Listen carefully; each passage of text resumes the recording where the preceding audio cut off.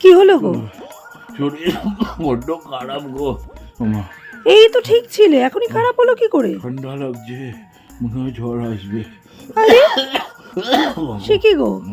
আর এই যে তোমাকে যে দোকানের জিনিসপত্র আনার লিস্ট দিলাম সেটা কোথায়? পারবো না গো, তুমি ছেলেকে একটু বলো না, পাচ্ছি না গো। ও মা, আচ্ছা ঠিক আছে, তুমি কি একটু চা খাবে?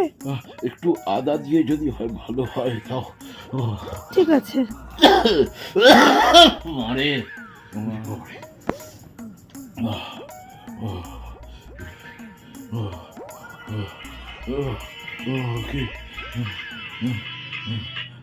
হ্যালো, বল।